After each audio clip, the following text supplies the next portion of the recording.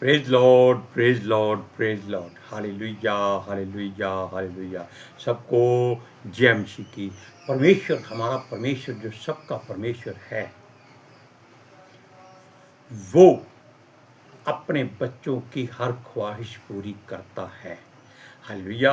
आज के सुसमाचार के लिए हम सब मिलकर प्रार्थना करते हैं।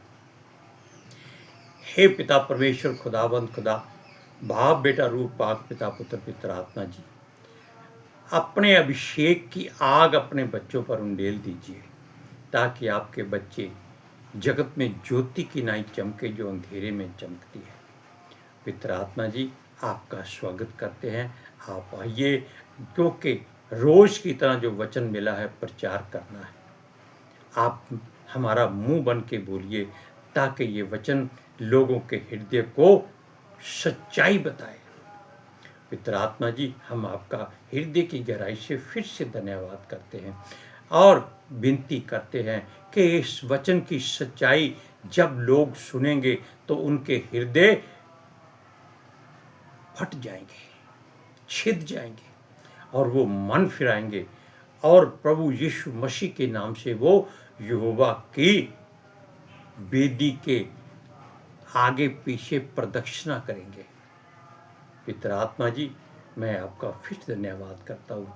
मेरी विनती खुदावंद खुदा, आपने दिन भर संभाल के रखा, आशीष दी, बरकत दी, आनंदित किया खुदावंद हर बात में। मेरी प्रार्थना जीसस के नाम से पिता परमेश्वर यहोवा की वेदी पर पहुँचे, आप सुनो और कबूल करो। आमीन। Hallelujah, praise Lord. अब हम आपको ये बात कहते हैं कि जब कोई परमेश्वर का सेवक हो, दास हो, नबी हो, संत हो, विश्वासी हो, या नया नया चेला हो, या नया जन्मा बालक क्यों ना हो, नए जन्मे का बालक मतलब होता है कि जिसने प्रभु यीशु मसीह को ग्रहण किया है, उसको कहते हैं नया जन्मा बालक। नया नया चेला का मतलब ये होता है कि जो बाइबल पूरी पढ़ लेता है और वो कहता है कि अब मैं इस लायक हूं कि मैं प्रचार कर सकता हूं। इन बातों को बहुत ध्यान रखिए, ये बातें बहुत गहरी हैं और सोचने वाली हैं। इसलिए इन बातों को आप अपने पहले हृदय में रखकर पितर आत्मा जी के आगे समर्पण कर दीजिए और उनसे कहिए कि पितर आत्मा जी, मेरे दिन आपके हाथ में है। जब आप कहते हैं कि मेरे दिन आपके हाथ में हैं, तो पितर आत्मा जी आपके नजदीक आ जाते हैं, क्योंकि आपने अपने आप को उनके हवाले कर दिया है। हालेलुया। अब छोटी सी बात और देख लीजिए।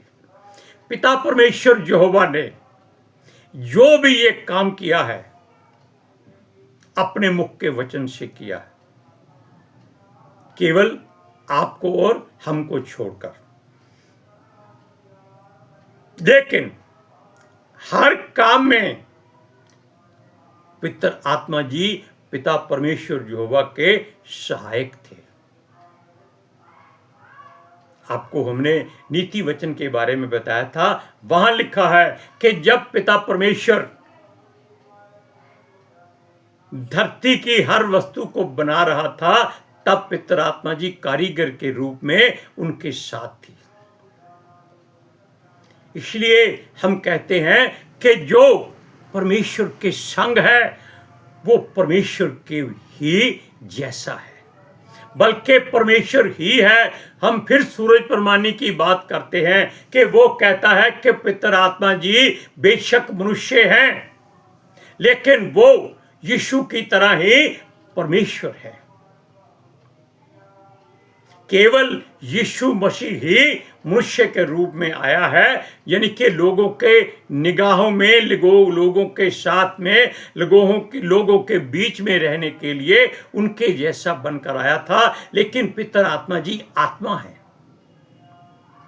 और वो आपके आसपास और आपके हृदय में वास करते हैं। Hallelujah, praise Lord. अब हम जो बातें करना चाहते हैं उनके विषय में हम बताएं कि भजन संहिता 90 के कुछ आयतें हम आपको पढ़कर सुनाते हैं, उनको बड़े ध्यान से सुनिएगा और उन पर बड़ा गौर कीजिएगा, क्योंकि उसमें परमेश्वर की इच्छा और युक्ति शामिल है और मनुष्यों की इच्छा और कामना शामिल है। हालेलुया। जरूरत और किसी बात की आप समझ लीजिए कि रोजमर्रा की बातें हैं, इन सब को छोड़ के इनसे बहुत ऊपर जाना पड़ेगा और बहुत गहराई में सोचना पड़ेगा, दाएं बाएं ध्यान रखना पड़ेगा कि क्या सचमुच पितर आत्मा जी हमारे अंग संग हैं? क्या यहोवा परमेश्वर अपने चेहरे का प्रकाश हम पर चमका चुका है? क्या उसकी आग ज्वाला किसी भड़ककर हमारे आसपास फैल चुकी है, ताकि जब उसकी आग आपके आसपास आ जाती है तो बुराई आपसे दूर दौड़ने लगती है। लेकिन एक ख्याल रखिएगा, वो अपने आप नहीं दौड़ती।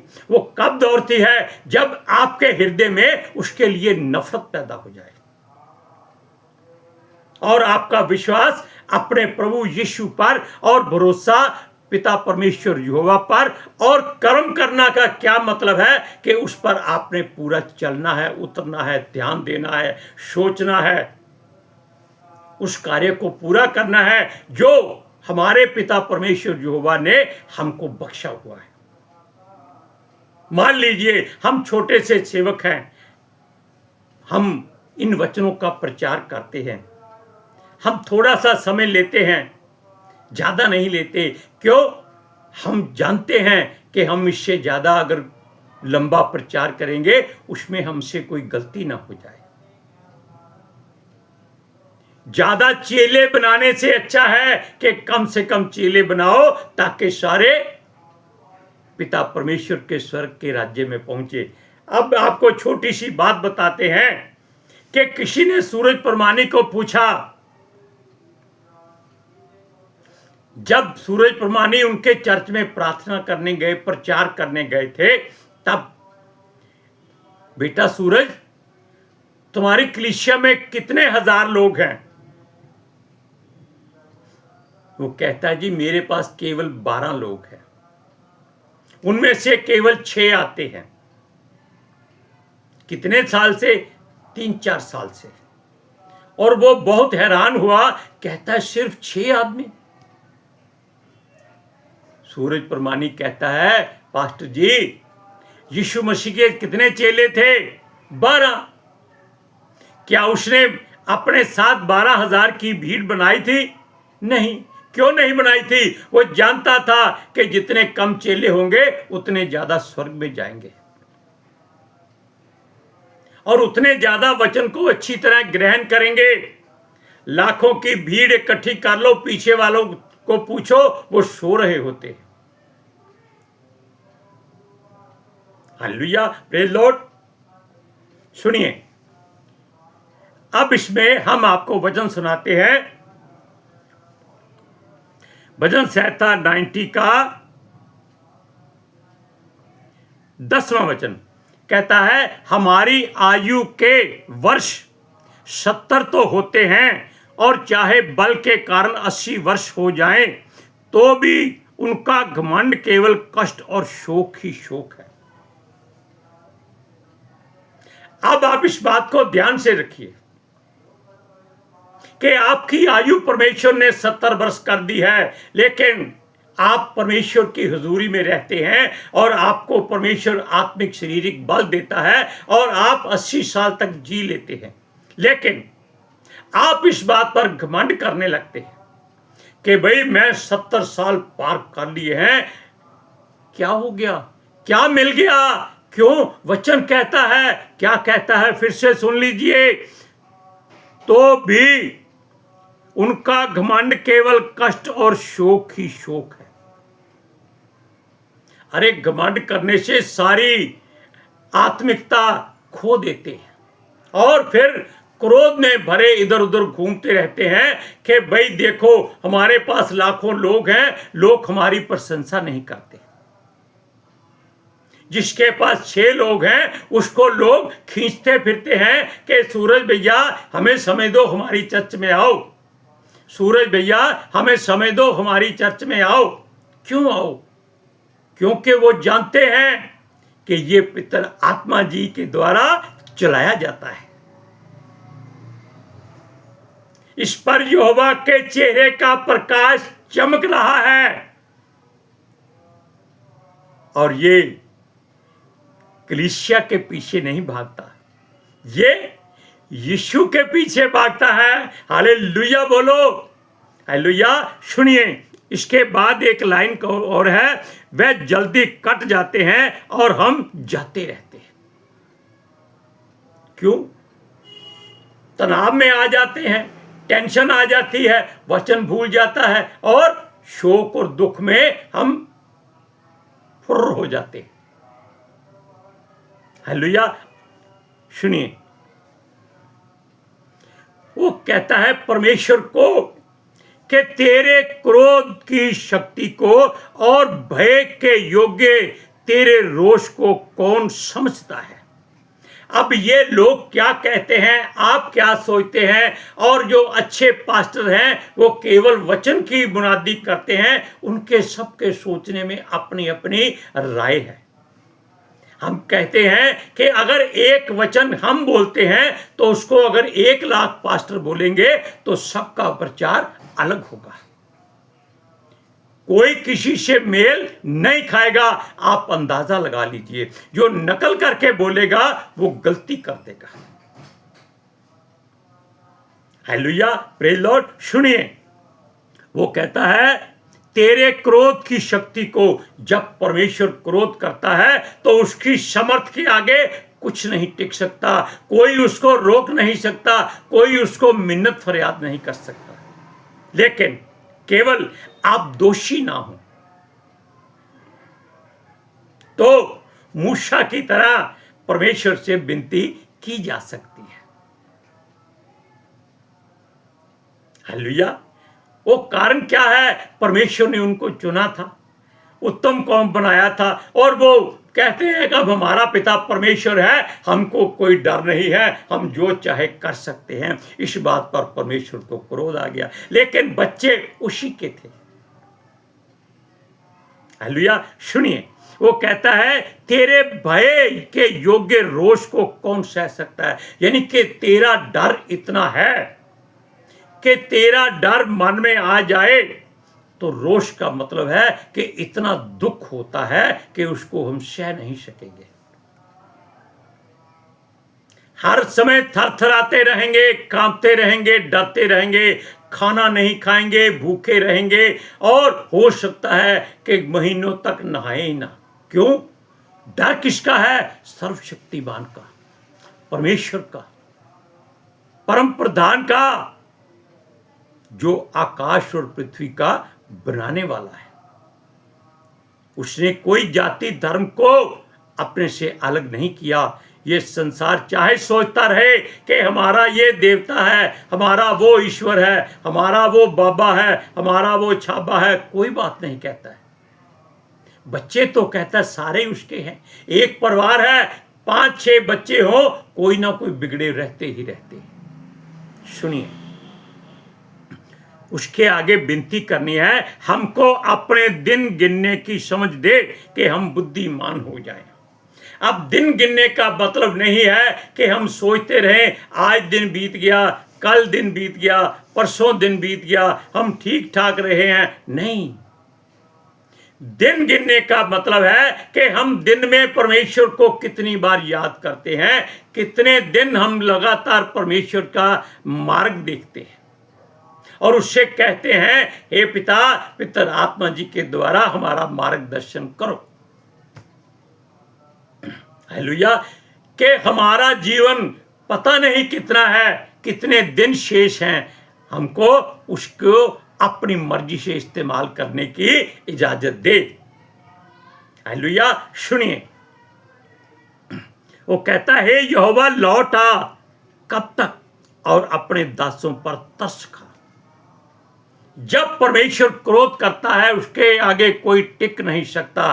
तब केवल आप उससे विनती, मिन्नत, फरियाद, रिक्वेस्ट, प्रार्थना करें, गिड़गिड़ाएं, रोकें, चीखें, चिल्लाएं कि पिता हम नहीं सह सकते, हम मिट्टी के हैं, हम टूट जाएंगे और बिखर जाएंगे, फिर इसका ठीकरा भी किसी काम नहीं आएगा। हे पिता हमको बख्श दे, हमको क्षमा कर दे, हमको ज्यों का त्यों कर दे, अपने मुख का प्रकाश हम पर चमका दे, ताकि हम तेरी महिमा करने के लायक हो जाए, तेरे सन्मुख खड़े होने के योग्य हो जाए। Hallelujah, praise Lord. सुनिए, कहता है अपने दासों पर तरस खा, क्योंकि परमेश्वर करुणामय है। करुणा कहते हैं तरस खाना। वचन क्या है? हे प्रभु तू दयालु है, तू अनुग्रहकारी है, तू विलंब से क्रोध करने वाला है, तू करुणामयी है। करुणामयी है, तरस खाने वाला परमेश्वर भी। हाय मेरे बच्चों को दुख हो गया, मैंने दुख क्यों दिया इनको? आओ बच्चों, मैं अब तुमको धरती पर राज करने का अवसर देता हूं। ऐसा परमेश्वर है। वो घुरे से उठाकर पतवंते लोगों के बीच में बिठाता है। वो कंगाल को राजा बना देता है और राजा को वो कंगाल कर देता है। उसकी मर्जी है। हालेलुया। एक चरवाहे को उसने राजा दाऊद की उपाधि दे दी, और जिसका लोग कहते हैं क्या कि हे दाऊद की संतान। किसे कहते हैं? यीशु मसीह को कहते हैं, जो परमेश्वर भी है, परमेश्वर का पुत्र भी है, परमेश्वर का वचन भी है, और जिसके कहने से पिता परमेश्वर यहोवा ने आपको और हमको पितर आत्मा जी का एक ऐसा तोहफा दिया है जो कभी टल नहीं सकता। हालेलुया। सुनिए, अब वो बात बताते हैं कि जो हमें मांगनी है। क्या मांगना है? जितने दिन तू हमें दुख देता आया है, ये वचन है 10 से लेकर 17 तक टोटल। सुनिए, जितने दिन तू हमें दुख देता आया है और जितने वर्ष हम क्लेश भोगते आए हैं, क्योंकि मनुष्य का जीवन दुखी रहना, क्लेश भोगना, वो उसको समर्थी बनाता है, समय से लड़ने की ताकत देता है। लेकिन वो क्या कहता है आगे? कहता है उतने वर्ष हमको आनंद दे, दुख दे, कष्ट दे, रोटी दे ना दे, नींद दे ना दे, लेकिन जितने वर्ष तू हमको क्लेश में रखेगा उतने वर्ष हमको आनंद दे। मान लीजिए आपकी उम्र 70 साल है और आप 75 साल दुख में कट गए हैं, तो आप 5 साल में क्या करेंगे? अरे वो 5 साल आपके लिए 5000 साल का काम करेंगे, अगर आप परमेश्वर की ओर से आनंदित किए जाएंगे। हालेलुया। सुनिए, कहता है तेरा काम तेरे दासों को और तेरा प्रताप उनकी संतान पर प्रकट हो। अब जान गए आप कि अपने दासों को तू आनंदित करता है, लेकिन अपना प्रताप यानी कि जो तेरा रुतबा है, जो तेरी समर्थ है, जो भी तेरा है, क्या है? तेरा आदर है, तेरा मान है, तेरा राज्य है, तेरा अधिकार है, तेरा प्रेम है, तेरी महिमा है, तेरी वडियाई है, तेरी शुक्रगुजारी करते हैं। तो हमारे आने वाली पीढ़ियों को आनंदित कर दे, अपने प्रताप से भर दे। आपका मन, आत्मा खुश हो गया। हालेलुया। सुनिए, हमारे परमेश्वर यहोवा की मनोहरता हम पर प्रकट हो। मनोहरता कहते हैं सुंदरता, खूबसूरती, चमक दमक चेहरे की। कहता है हमारे हाथों का काम हमारे लिए दृढ़ कर, हमारे हाथों का काम को दृढ़ कर। आप हाथों का काम, सबसे पहला क्या है? वचन की तलवार को थामना। दूसरा काम इसको खोलना और इसको संभाल के रखना, फिर गृहस्थी के कार्य को करना। ये सारे काम वो कहता है कि इनको दृढ़ कर दे, ताकि इनमें से कोई भी गलत मार्ग पर ना ले जा सके। Hallelujah, praise Lord. अब हम मिलकर प्रार्थना करते हैं।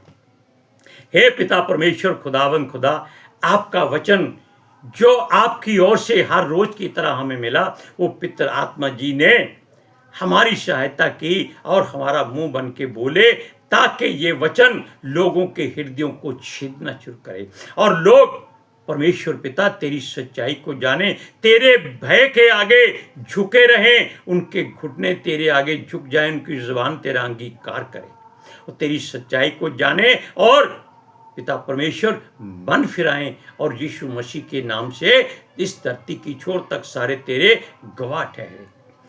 हर एक जन आशीष पाए, सबके कामों को परमेश्वर बरकत दे, सबको तंदुरुस्ती दे। मेरी विनती, मेरी प्रार्थना जीसस के समर्थी जलाली कदूस जीवित और पितर नाम में मांगते हैं, सुनो और कबूल करो। आमीन।